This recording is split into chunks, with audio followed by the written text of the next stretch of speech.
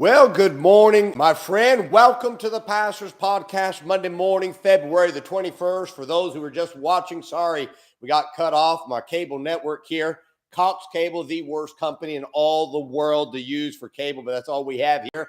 But I'm glad to be along with you this morning. And wonderful day yesterday here at Maranatha Baptist Church. I was saying that auditorium was packed out with extra chairs. We had 5 other services going on along with our main service. Exciting to see souls saved, people baptized. Again, last night, great crowd last night in church. And the most wonderful thing in the world is to be able to serve the Lord. And I'm excited about that. And I hope that you have a good week. Those in Oklahoma City better enjoy the weather today as it's warm. It's supposed to cool down for the remainder of the week, but that's okay. Spring is around the corner. And I'm looking forward to it warming up here. And I'm excited about that. Today, my friend, 4 weeks from today, Old Paths Conference is going to start. I want you to register now. You've got to come. I'm telling you, you're going to miss out. You're going to say, well, I can't do it. Work it out. Come. We're going to have a great conference. You're going to miss out if you don't come. And I would encourage you, be here. Go to oldpathsconference.com, register now, and let's see what God can do in our ministries and our life as we serve him.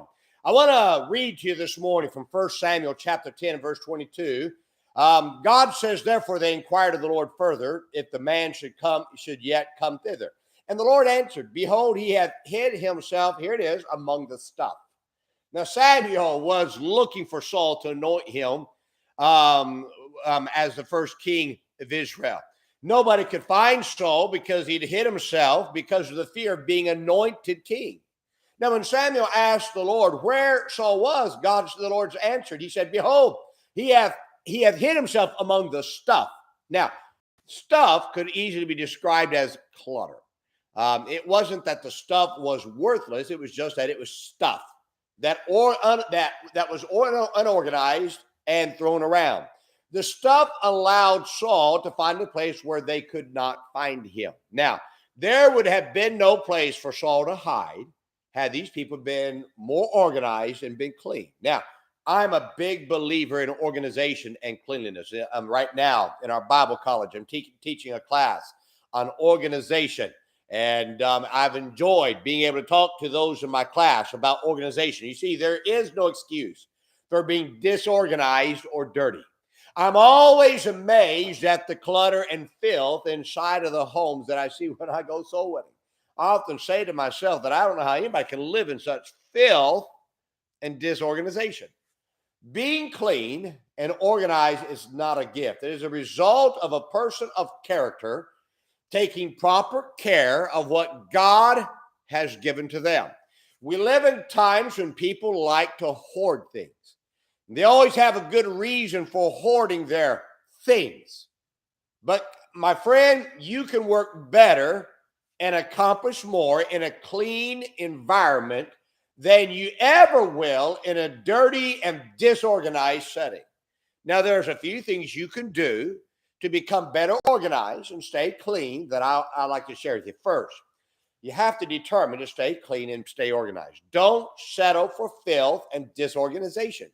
If you look at how much more you could do if you were clean and organized, you'd see how your filth and disorganization are keeping you from being what God wants to do through you. Second, it is godly to be clean and organized. God's a God of order. 1 Corinthians 14:40 says, let all things be done decently and in order. God's a God of cleanliness. 1 Peter 1:16 says, be holy, for I am holy. Holiness is cleanliness. If God is a God of order and cleanliness, I would think he expects you to be clean and organized in your life. Third, you organize and clean up by starting with what is in front of you. Disorganization and filth it's very overwhelming, which results in people not knowing where to start. Now, you got to start anywhere. Just start at the top of the pile. Start. It's all disorganized and filthy. So start with what's in front of you. You'll never be organized and clean until you start with what is in front of you or by taking the task that is on the top of the stack of your desk. Fourth, Throw it away if it hasn't been used in a year. Now, here we go. Here's the hard thing to do. If you haven't used something in a year's time, it's something called a trash can. Throw it away, my friend. The reason you don't throw things away and become filthy and disorganized is because you keep telling yourself that you're going to use it one day. If you haven't used it in a year's time, you're not going to use it. So throw it away. Finally, keep it clean and organized as you go. The best way to stay clean and organized is to pick up after yourself when you're done and put things back to where they belong when you're done using them. This will help you to stay clean and keep you from becoming cluttered and disorganized. Now, my friend, you can be clean. You can be organized. It's not a gift. It's a choice to clean up and to get organized. Now, do it. You can do so much more for the Lord if you would just learn to stay clean, stay organized. Now, it's hard getting there, but once you get there, then it's a whole lot easier. In the meantime, you're going to have to be patient as you clean up, but start the process. Start it now. Be that person that says, I want to be clean. I want to be organized. That's what I want God to do through me. Oh, let me tell you something. Nothing like being able to work freely. Why? Because you're clean and organized. I hope this is a help to you and an encouragement to you. Now, remember today, my friend, be good to everyone. Everyone's having a tough time. Have a great day, my friend.